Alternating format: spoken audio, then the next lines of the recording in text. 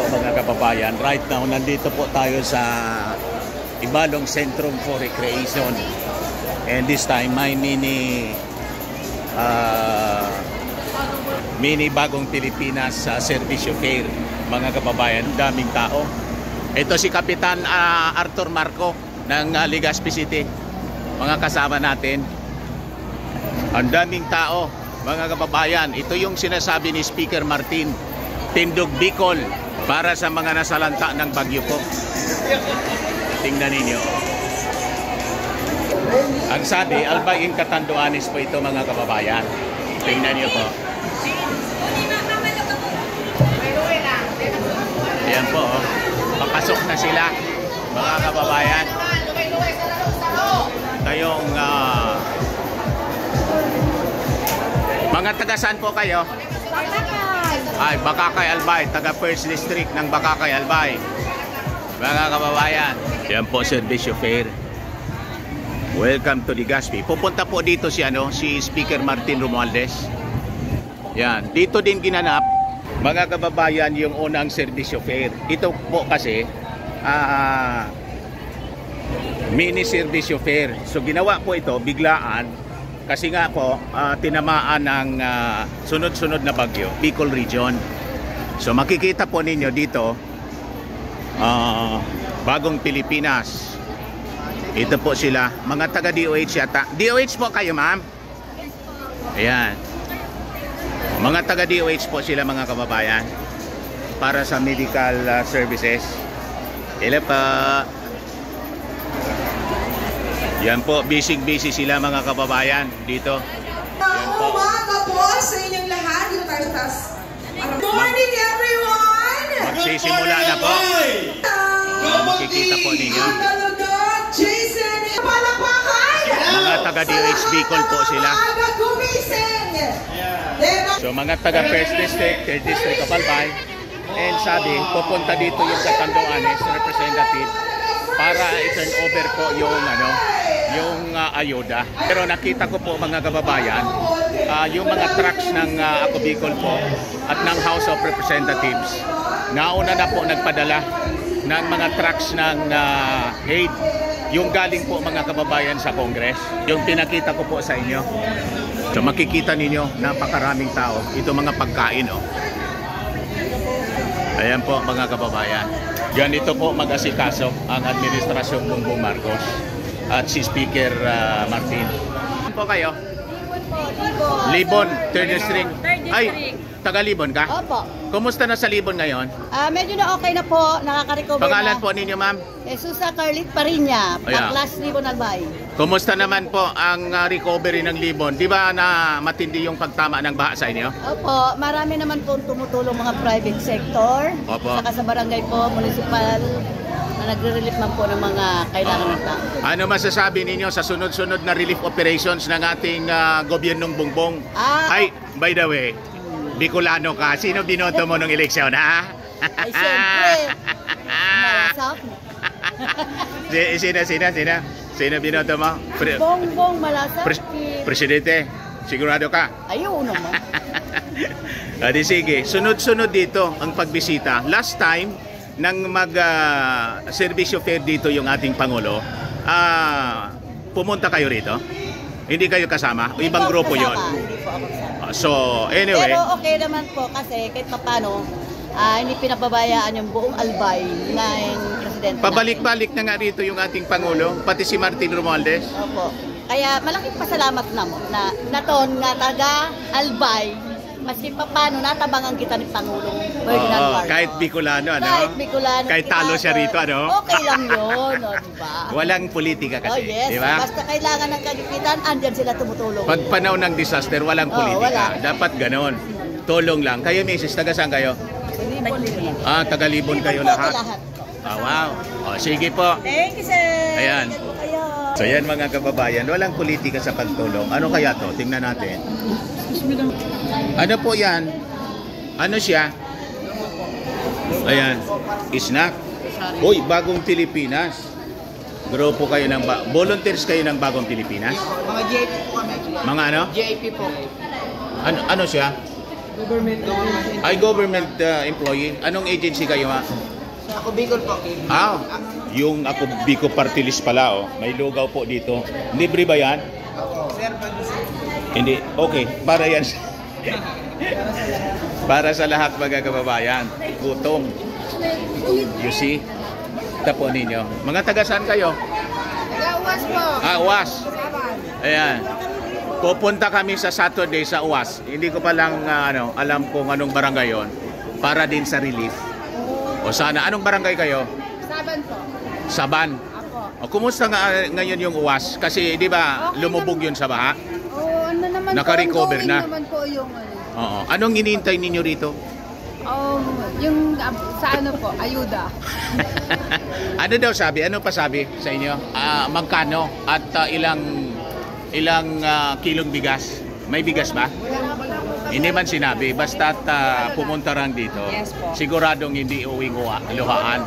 Libon po kami sa'yo. Libon. Libon uwas ito mga kababayan. Tingnan natin dito sa unahan. Ayan. Makikita po ninyo. Nagsisimula na yung programa po. Ito yung paligid ng ito yung paligid po ng Ibalong Centrum for Recreation. Sabi ko nga sa inyo, dito ginawa noong mga 2 weeks ago pa lang siguro yun. Serbisyo ng Social Security System. Alamin daw natin dito. May loan kayo ngayon na Ay, ma'am. So, pati po sa Social Security System pala, kasama sa Servicio Fair, mini Servicio Fair. So, itatanong natin kung may ngayon, tuwing calamity loan. Tanong natin dito sa in-charge. So, ngayon, siya po yung pangalan ninyo, sir? Kayo yung head dito? Sino? Kayo pala? Mali. Ano pangalan ninyo, sir? Mr. Joe Gartoso. Kayo yung pumalit na regional manager dito? Hindi po. Branch head. Branch head, okay. Gusto ko lang po itanong kasi maraming nagtatanong po kung kasama dito sa Servicio Fair yung calamity loan. Actually po. May calamity loan kayo? Ngayong sunod-sunod tayong tinamaan ng bagyo, di ba? Opo. So usually may calamity loan. Opo. Actually po, meron na ipinalabas na yung SSS main office ng guidelines. Opo. So ipapalabas din namin yun sa inyo, sa public. Sa media. Ready na yun sa media. The other day lang po yun Opo. ipalabas. Ipapalabas din namin, isi-share namin ni Jeya. Si Jeya po yung in charge sa Sa media? Sige po. yung Dante Maravillas pa ako, vlogger. Ngayon, dati sa mainstream media ako. Kaya hindi na ninyo ako nakikita kasi 2016 nag-retire na ako sa mainstream. Ngayon, media vlogger ako. I-share namin po yung tungkol doon sa Naghihintay lang tayo sir ng press release kayo. Sige po.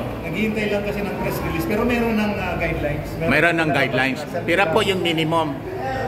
Depende po kasi. May idea kayo? Depende sa sweldo? Depende po kasi yun sa monthly salary credit. Monthly salary. Sige. Ng SS member. So, maganda naman pala. May guidelines. Kasi at least may calamity loan. Okay. Sige sir, maraming salamat sa inyo. Thank you very much din pagpunta dito. Apa. May ba kayong concern about SSS na tanong maliban doon? Apa. SS member din po kayo sa Opo, SSS member. Ilan na po yung hulog? Kailang retired na din ako. Pero hindi pa kayo 60. So, Opo. bata pa. So, ilan Pwede na po pa. yung hulog nyo sa SSS? Kalimutan ko na kasi More than yung 120 na? More than 120. sobra kasi matagal na yon. Oo. Pwede nyo ituloy yun. Pwede yun ituloy. Pipili lang po kayo kung anong monthly salary credit ang kaya at gusto nyong hulugan. Pipili kayo. Meron tayong tawag na ito, contribution table. I see. Tapos, nandito po kasi yan. Bibigyan ka namin ito, sir. So, ganyan. Kasi what's in it for you? Pagkano ang benepisyo makukuha mo, depende dun sa Maganda pala. ito po yun, sir. Oo. Sa iyo na, sir. Sige, maraming salamat po. Ito pala, magkano ang benepisyo at pribileyo kapag ang SSS, ikaw ay protektado. Opo. As a Sige. self-employed member naman, ito yun. Self-employed na ako ngayon. Kung dati kayong employed, voluntarily paying member value ang tawag sa inyo. Opo. Pero hindi din nagkakalayo yan. Hindi man nagkakalayo. Ang tawag sa inyo, voluntarily paying member. Opo. So dito ako sa self-employed kasi nagninegosyo tayo. So full time po. So yun, daming benefits pala yung SSS. Mga kababayan, dito naman GSI, pati GSIS po. May kwan po sila rito. May desk para sa serbisyo po. May calamity loan din po kayo sir dito sa GSIS. Oo. Magkano naman ang minimum? Depende sa sweldo rin, parang SSS. Ganon. Ano yan, sir? Interview? Opo, opo. Hi, sir. Dante Maravillas pala po. Media vlogger. Oo. Nag-offer po ang GSIS ng, ng 20,000 pesos na calamity loan. 20,000 calamity loan. Yun ang pinakang minimum. Di ba depende din yun sa sweldo? ng Hindi government? po. Naka-fix po siya. Naka-fix siya. Opo. Pero Lahat. Yes. All salary grade po. Yes po, sir. Pero meron po siyang yung may mga previous emergency loan, pwede po mag-avail. Ang maximum po natin is 40,000. Pero dapat ang net proceeds ay 20,000. Oo. Yung processing niya, madali man lang po. Madali ang lang po. release. Pwede po tayo sa GTouch, pwede po tayo sa kiosk, and pwede naman pong over the counter po. Sa Over the counter. Ang release niya pa once approved mga ilang linggo. Okay po. Bali pag-apply po ninyo, mag-approve pa rin po niyan ang inyong AAO. Okay. Galing po yan sa office ninyo. Once approved, makikredit na po yan within 3 to 7 working days. Matik din pala, no? Walang problema. Sir, maraming salamat. Thank you po, sir. Kabilis na ngayon po sa administrasyon ni President. Sabi ko sa inyo. Yan po, mga kababayan dito. Ano naman to? Konsulta. PhilHealth. Pati po PhilHealth nandito po. Ayan po. All government government efforts po ito. Just like the bagong Pilipinas Servicio Fair po. Ayan po, ang dami-daming tao. Ito yung entrance, mga kababayan, ng Ibalong Sentro for Recreation. Tapos dyan yung SM. So maya-maya, darating po si Speaker Martin Romualdez. So pasok na tayo po. Nabawasan na yung tao dito sa labas. Pasok na po. So pasok na rin po tayo. Yan po. Welcome to Legazpi City, Speaker Martin Romualdez. So nandito na tayo sa loob. Napakaraming tao po, mga kababayan. Ayan po. So yan mga kababayan. Ayan po mga kababayan, ang dami-daming tao. Ito ang mini Servicio Fair, mga kababayan, na mas marami pa yata. Inumog na.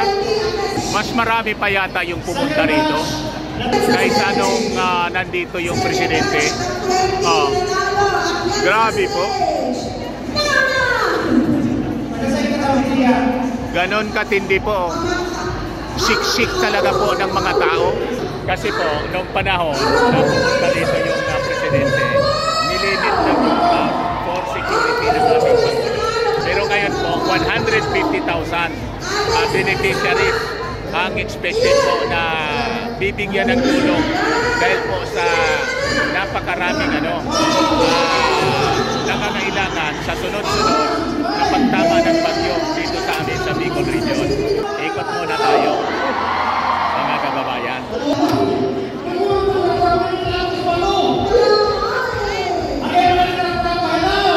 So ito mga taga-DSWD, nag-re-release po sila ng AICS. Ayan po.